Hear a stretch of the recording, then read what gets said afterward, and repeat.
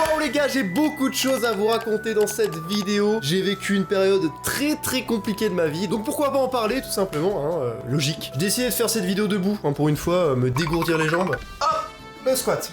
Hop, le deuxième squat. Oh, tu as pas vu venir celle-là. Hein. Qu'est-ce qui s'est passé? Ben j'ai fait du drama avec Trash, j'ai perdu un pote et j'ai le sida, putain. Bon, bien évidemment ce n'est pas vrai, je ne suis pas séropositif. Et aussi bizarre que cela puisse paraître, tout a commencé à cause de Trash. Oui, ce n'est pas une blague, j'aurais pu faire une vidéo qui s'appelle Je quitte Trash, mais tu vois, je reste authentique mon gars, et puis je fais ce que je veux en fait. Tu t'es pris pour qui là mon gars? Bref, tout a commencé en mars 2024, j'ai vécu une période très compliquée en effet, parce que je me mettais à 100% sur YouTube et sur les montages. Je gagnais pas énormément, hein, puis j'avais pas beaucoup de vues, donc je puais la merde, bien fort. Hein. Donc je pensais pas dire ça un jour, mais j'ai fait un putain de burn-out. Eh ouais.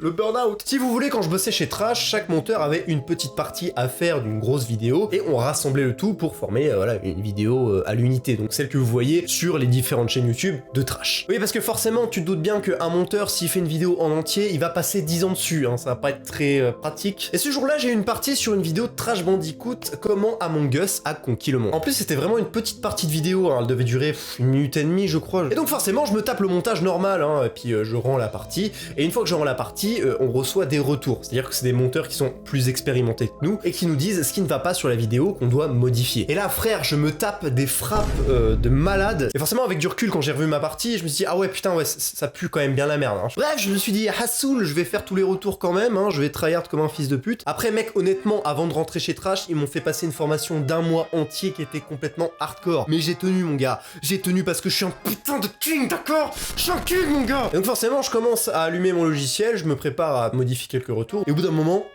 plus rien, mort mon gars. Je ne pouvais absolument rien faire. J'ai essayé quand même de remettre ça au lendemain, tu vois, mais rien n'y fait, j'étais vraiment au bord du gouffre. Je ne comprends pas, hein, je ne sais pas pourquoi du tout. En plus, ça me faisait vraiment chier, je me disais que j'étais vraiment une merde, parce que dans l'habitude, quand j'ai des problèmes comme ça, je tryhard. Vraiment, je suis déter dans ma mentalité, et là, je ne pouvais absolument rien faire. En fait, j'avais l'impression vraiment que si je franchissais un palier de plus, j'allais vraiment tomber dans un gouffre, mais monumental. Je peux pas vraiment décrire cette sensation, mais c'était quelque chose de très frustrant. Et donc, à partir de ce moment, forcément, je devais rendre la partie le plus rapidement possible. Donc j'ai préféré tout avouer à Miley, hein, qui est donc la chef éditoriale de Trash. Bisous à elle d'ailleurs, elle est super sympa. Ça fait très flippant, comment je l'ai dit, mais c'était totalement amical, voilà. Au départ, je vais pas faire le mec, j'ai quand même grave mytho. En gros, je lui ai dit, non mais voilà, je sais que je devais rendre une partie, mais j'ai pas trop le temps, voilà, j'ai des imprévus. Comme si j'avais quelque chose de prévu alors que je suis un gros puant. Et en fait, au fil de la discussion, je vois que ça sert à rien en fait, parce qu'elle attend sa partie, ce qui est tout à fait légitime, hein, normal. En vrai, y a pas eu d'engueulade ou quoi que ce soit, hein, je respecte à fond Miley, hein, je l'apprécie vraiment, elle m'a beaucoup aidé sur énormément de points, mais c'est juste que de mon côté, en fait, je ne pouvais plus monter, et je lui ai avoué franchement, je lui ai dit voilà, c'est plus possible pour moi, donc je préfère te redonner la partie, tu la donnes à un autre monteur, et puis ciao. En vrai, c'était très bâtard de ma part parce qu'il y a un monteur qui s'est tapé ma partie du coup. Et surtout, j'avais un besoin énorme de me reconcentrer sur moi-même et sur mes objectifs et trouver d'autres clients, tu vois. Je pense que j'avais surtout besoin de changer d'environnement. Résultat des courses, ben je quitte Trash, voilà. En vrai, je suis dégoûté parce que c'est une période qui avait énormément compté pour moi. Me dire que j'ai réussi à faire cette formation et à travailler pour Trash, tout simplement, c'était une expérience incroyable. J'ai vécu des choses très bien. Mais bon, voilà, c'est une page qui se tourne. Qu'est-ce que vous voulez? C'est comme ça, c'est la vie. Chacun sa route et chacun son chemin, comme dirait un chanteur connu. Mais bon, comment ça alors? Une période très compliquée de ma vie. Bon, rassure-toi mon con, hein, j'ai pas vendu mon corps sur OnlyFans. Peut-être que j'aurais dû, je serais millionnaire alors qu'il est. Mais comme j'avais besoin de me couper du montage, j'ai décidé de me consacrer à 100% sur ma chaîne YouTube. Et donc forcément, tu te doutes bien qu'avec une mentalité proche du burn-out, les idées qui en découlent, c'est pas les meilleures. Hein. J'ai fait des vidéos storytelling, des vidéos facecam et même des vidéos sans montage. Ça n'avait aucun sens. Comblé à ça le fait que je faisais pas de vues du tout et en plus je me tapais 100% du montage des vidéos que je devais sortir. Parce que Trash ou ma chaîne YouTube, dans tous les cas, pour que ça sorte, faut qu'il y ait du montage, hein, tu peux pas sortir ça comme ça. Donc forcément, hein, j'ai atteint un bon burn-out là, parce que je faisais du montage, plus une écriture de merde, plus aucune réussite derrière.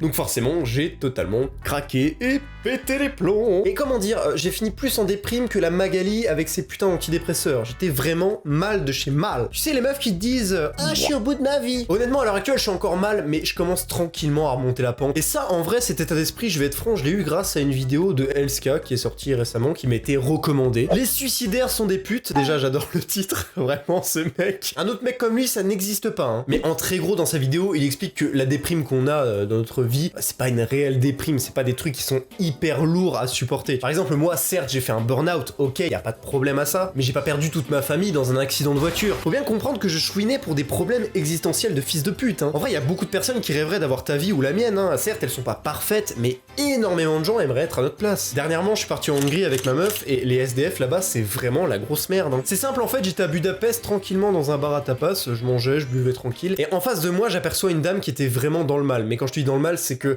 c'était vraiment horrible à regarder. Et en fait, je la vois tranquillement se rapprocher d'une poubelle et fouiller à l'intérieur. Et ce qu'elle fait, c'est qu'elle a pris un verre avec du liquide, je pense que c'était du sirop ou de l'alcool, et elle l'a bu direct sans se poser de questions. Toi, tu prends un truc comme ça de la poubelle, tu vois, Enfin, tu prends pas un truc de poubelle déjà, qu'est-ce que je raconte? Et mec, je te jure que quand tu vois ça, tu te dis, je suis un fils de pute, quoi. Genre, je chouine parce que je fais 200 vues sur YouTube, elle prend tranquillement un truc dans une poubelle, ça se trouve, ça a le sida dedans, tu vois, mais elle s'en bat les couilles. Enfin, tu vois quand même la différence. En fait, j'ai l'impression d'être un putain de gamin pourri gâté qui n'a pas eu ce qu'il voulait, quoi. Le pire, les gars, je vais avouer un gros péché, il y a quelques temps, je me baladais sur Instagram, bon, déjà, je me baladais sur Instagram, il y a un gros problème, et j'ai eu cette réflexion à me dire, putain, mais ils deviennent quoi, mes anciens potes? Bon, déjà, gros, si tu te poses cette question, que t'es sur Instagram, c'est que ta vie pue bien la merde. Puis forcément, je tombe sur des profils, mais qui datent d'un bail, enfin des années, etc. Vraiment, j'avais pas vu ces gens depuis mais hyper longtemps. Et je vois des bios de fils de pute avec des photos de merde, avec des citations à la con. Et mec, c'était tous genre des gens que je ne pouvais pas supporter. Et quand j'ai vu ça, je me suis dit putain, mais en fait, quand je me plains, quand je chouine, etc., je ressemble à ces gens-là. Enfin, tu sais, c'est des gens qui font ça pour la reconnaissance. Mais techniquement, toi, si tu présentes un peu ton malheur comme ça, c'est-à-dire que les gens, quand ils te voient, ils t'identifient comme eux. Moi, je suis en mode putain, mais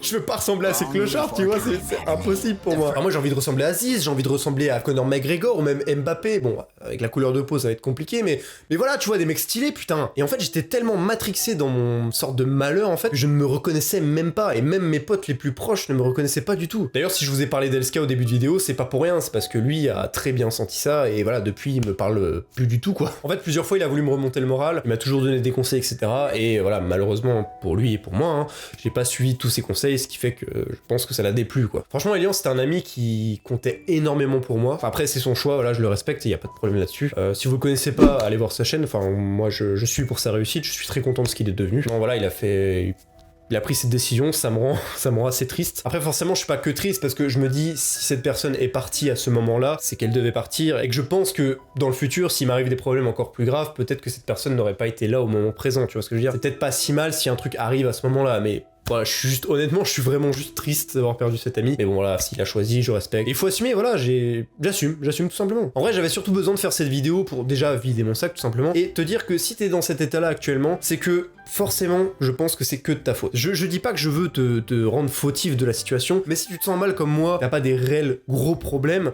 en fait, c'est vraiment que toi qui crée ton environnement, on va dire malsain, de malheur, quoi. Et ce que j'ai à dire par rapport à ça pour te guérir, ben, c'est faire violence. Vraiment, fais-toi violence. Là, récemment, j'ai eu une commande d'un client, donc The Zarin Zone. C'est un mec, en fait, qui fait des vidéos d'interview. Alors, le gars, c'est un putain de chad. Le gars est chirurgien dentiste, et en plus, il est champion du monde de boxe thaï. Voilà, le mec ne rigole pas. En fait, c'est un client en or pour moi, genre vraiment, je le respecte de ouf. Et le truc, c'est que au moment où je me sentais mal, il m'a envoyé une vidéo à faire. Et en fait, c'est un client qui est tellement important pour moi, je me suis dit, tu sais quoi, je vais la faire la vidéo, j'en ai rien à foutre. Et je lui ai même promis par message, parce que je savais que j'allais avoir des doutes, mais je lui ai promis par message, je te la rends le soir même. Et ce que j'ai fait forcément, bah, c'est que je l'ai rendu le soir même. Et ça m'a fait extrêmement de bien. Je jure qu'après cette vidéo, j'avais envie de reprendre ma chaîne YouTube, j'avais envie de refaire du sport, vraiment de me bouger le cul. Mais c'est bizarre à dire, hein, mais tout ce qu'on n'a pas envie de faire quand on est malheureux, en fait, il faut le faire. Après, je sais que c'est compliqué parce que quand on est dans une phase comme ça, quand on commence à bosser, on a toujours une partie qui est assez dure. C'est-à-dire que le début est compliqué, t'as genre 10 minutes où t'es vraiment dans le mal à te dire non, je peux pas continuer et tout. Et franchement, si tu passes cette phase, mais c'est bon quoi, gros, c'est réglé, c'est vraiment réglé. Ne fais pas comme moi, ne sois pas un mec qui se morfond sur lui-même. Et franchement, au mieux, mec, si tu te plains comme ça toute la journée, qu'est-ce que tu auras? Franchement, qu'est-ce que tu vas gagner? Ça va tous leur casser les couilles, ils vont te blacklister. Et franchement, depuis que je me suis rendu compte de cette situation, je vais être beaucoup plus attentif à ce que je véhicule comme émotion ou sensation, tu vois ce que je veux dire? Enfin, j'ai pas envie que la première personne que je vais rencontrer va arriver et penser que je suis un putain de dépressif, tu vois. Parce que mec, la première impression, si t'as l'air d'un gogol, tu vas être un gogol tout le long, hein. C'est pas parce que tu vas dire non, mais attends, je suis intelligent, non. Et si elle t'a vu comme une merde, elle va te voir comme une merde, c'est logique. Enfin, je sais pas, mais par exemple, toi, imagine t'es dans une classe de lycée, t'arrives, tu fais un peu le dépressif, quoi. Au final, honnêtement, les mecs qui sont dans ta classe, tu vois, qui te connaissent pas. Est-ce qu'ils vont vraiment aller vers toi en mode vraiment sincère et tout, on va devenir potes? Ah non, ils auront pas envie. J'irai rien construire avec ce mec, concrètement. En plus, je te le dis franchement, le pire, c'est les meufs, parce que les meufs, elles savent directement si t'es pas bien dans ta vie ou pas. Enfin, je sais pas, mais j'ai l'impression qu'elles ont genre un septième sens qui leur fait dire si tu vas bien ou pas. En plus, ça me fait penser à un truc de ouf. En seconde, quand je parlais avec une meuf sur Snap, c'était un truc de dingue parce que j'avais, c'était cette mentalité un peu dépressive et en plus, je ressemblais à rien, tu vois. Et ce que j'avais remarqué, c'est qu'on parlait énormément sur Snap, mais jamais dans la vraie vie. Jamais j'allais vers elle ou elle allait vers moi pour qu'on parle en vrai, quoi. Et en fait, avec du recul, j'ai compris tout simplement que je dévoilais une mentalité de grosse merde, une mentalité où tu te dis,